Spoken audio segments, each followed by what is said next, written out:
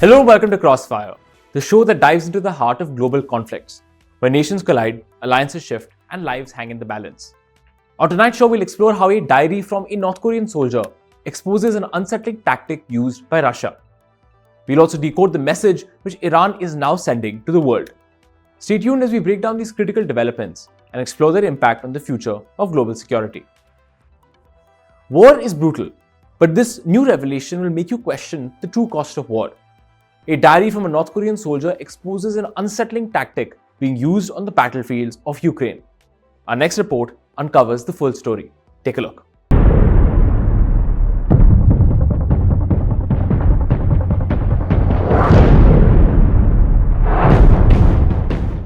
This shocking revelation might leave you speechless. The last diary of a North Korean soldier found by Ukraine's Special Operations Forces has unveiled a chilling strategy on the battlefield. North Korean troops, it seems, are being used as bait to lure out Ukrainian drones for Russian forces to shoot down. Look at this haunting sketch. It shows a soldier stepping into the open as human bait while his comrades wait to ambush the drone. The tactic: simple yet horrifying. Stand still, draw the drone's attention, and hope it can be neutralized before it neutralizes you. But here's the grim reality. These soldiers aren't trained for modern warfare. Ukrainian intelligence and military observers report that they are often sent into open fields, unprotected and unarmed, as cannon fodder for testing Ukrainian defenses, with smaller groups of Russian special forces following behind. And the toll is staggering. President Volodymyr Zelensky estimates 4,000 North Koreans killed or injured since last month alone, while US officials estimate that more than 1,000 of Pyongyang's troops died in the last week of December alone. Now, the diary wasn't about tactics. It also revealed the personal side of these young soldiers. Many of them are teenagers, conscripted and shipped out of North Korea for the first time. The author of this diary shared his homesickness for his family, his longing for his homeland, and even celebrated a comrade's birthday on Russian soil. The diary, which was found by the Ukrainian forces, was published a day after Zelensky said that Ukrainian forces had captured 2 North Korean soldiers. Ukrainian intelligence released videos of the 2 men, one with a bandage wrapped around his head and the other with bandages covering his hands. They were transported to Kiev for questioning and have reportedly told Ukrainian intelligence services that they thought that they were being sent to Russia for training, not to fight in the war. Zelensky has also offered them up to Pyongyang in exchange for Ukrainian prisoners of war held in Russia. Служба безпеки України продовжує працювати з полоненими з Північної Кореї. Один виявив бажання залишитись в Україні. Другий з них хоче повернутись в Корею. Якщо Кім Чен Ын взагалі пам'ятає про цих своїх громадян і може організувати обмін на наших воїнів, які утримуються в Росії, ми можемо передавати таких солдатів. Безперечно, будуть і інші полонені з Північної Кореї. Я вдячний усім нашим підрозділам, які поповнюють для України обмінний фонд. So why is Kim Jong-Un sending 12,000 conscripts to help Russia? It's part of a mutual military assistance deal. Troops and ammunition in exchange for Russian fuel and spy satellite technology. But this alliance comes at a devastating cost for these soldiers, many of whom are dying on foreign soil for a war they did not choose. Meanwhile, in the Kursk region, the battle rages on. Ukrainian troops are fighting to hold on to key territory, possibly to pressure Vladimir Putin ahead of any peace talks. Talks that could take a surprising turn when Donald Trump is sworn in as US President next week. Well, war is a game of strategy, but when human lives become bait, it begs the question: how far are these leaders willing to go? Bureau Report, India Today Global.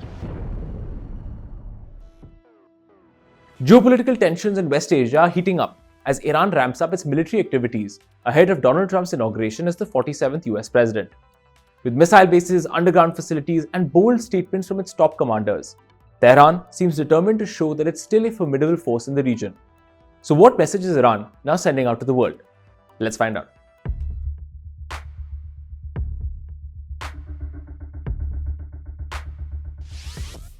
intensive geopolitical activity in West Asia has picked up pace, as Donald Trump is set to be inaugurated as the 47th President of the United States on January 20th. One country is leaving no stone unturned to present a power-packed stance. Iran has stepped up military exercises, drills, and war games around its nuclear sites. And recently, Iran's Islamic Revolutionary Guard Corps, or the IRGC, shared a video of what the security forces commander, Brigadier General Amir Ali Hajizadeh, called Iran's dormant volcano. After suffering major blows to its proxies in Lebanon, Yemen, and Gaza, and the fall of its ally Bashar al-Assad in Syria, Iran is looking to send a message to the world that it is still strong and still dangerous.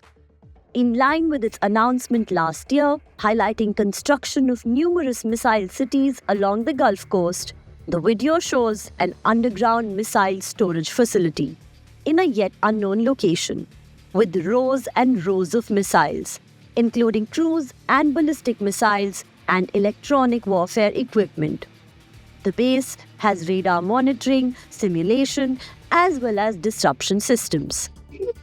To top it all off, Tehran also announced that IRGC Aerospace Force is manufacturing new special missiles.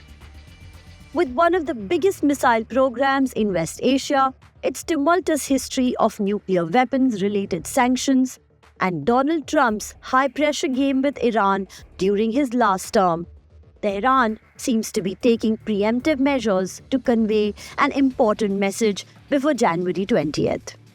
That not only is it not defeated, it is ready to take on the fight that is surely coming to its doorstep. Bureau Report, India Today Global. As wildfires rage across Los Angeles and destruction continues unabated in Gaza, social media has erupted in comparisons between two very different fires. From displacement and loss to staggering financial costs, the parallels are striking. But so are the differences in context, scale, and global response. Is it just a tale of two tragedies, or does it reveal something deeper about divides in empathy and priorities? Let's explore in this next story. Fires were this close to the cars.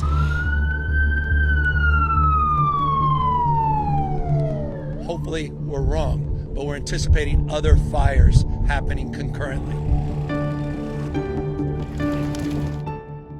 Putting out a fire is a lot more challenging than lighting one, but it also matters what kind of fire one is dealing with. The last few days have seen a unique outpouring of sentiment and comparison on social media between the Los Angeles wildfire and the targeted fires by Israel in Gaza. On one side are those who are highlighting the similarities between the two, in terms of destruction, loss of life, and the trauma of losing loved ones, being rendered homeless with nowhere to go. In just a week's time, the raging Los Angeles wildfires, especially the Palisades and Eden wildfires, which continue to burn and expand, have burned through almost 40,000 hectares and have displaced over 105,000 people.